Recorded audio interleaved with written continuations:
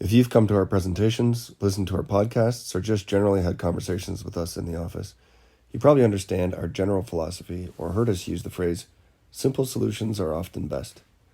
Take weight loss for an example.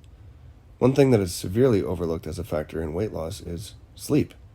How much simpler can it get? You lie there, you close your eyes, you go to sleep. Let's look at a couple studies. First of all, we can look at associative studies. In other words, the fact that poor sleep or lack of sleep is associated with higher rates of obesity. There are many studies that show this.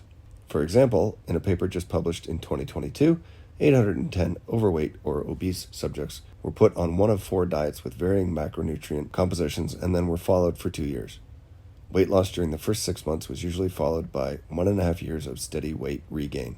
The odds of failure to lose weight increased with greater sleep disturbance, to the point that those with the greatest sleep disturbances were over 3 times more likely to fail to lose weight.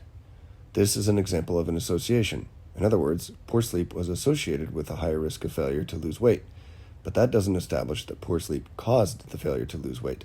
In order to establish a cause and effect, we need to randomly assign subjects to sleep alterations and see how it affects weight loss or weight gain. Thankfully, that's been done a number of times.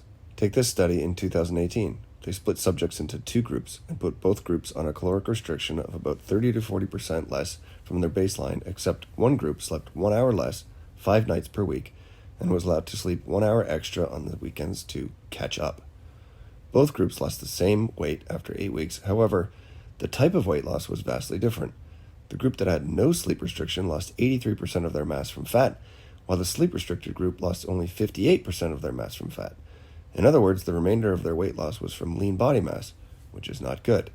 In a different, small study looking at sleep and weight loss, subjects were put on a caloric-restricted diet and found that the group that had their sleep restricted to 5.5 hours lost 55% less fat than those who were allowed to sleep 8.5 hours. When I joked at the beginning of the video that you can lose weight by doing nothing, of course, that doesn't mean just lying in bed. It means sleeping.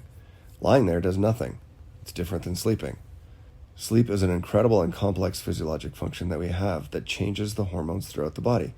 This was outlined in this paper here, showing that changes in circadian rhythm, obstructive sleep apnea, or just plain old sleep loss all result in higher levels of inflammation. Changes in circadian rhythm result in reduced glucose tolerance and hormonal changes. Sleep loss results in fatigue, reduced activity, and increased food intake, and all of these result in problems regulating blood glucose and insulin resistance. In addition, poor sleep decreases the hormone leptin, which is our satiety hormone, and increases ghrelin, which is our hormone that stimulates hunger. Due to the importance of sleep, watch this channel in the future for some ways to improve your sleep. I hope you found this video helpful, and feel free to share it with others.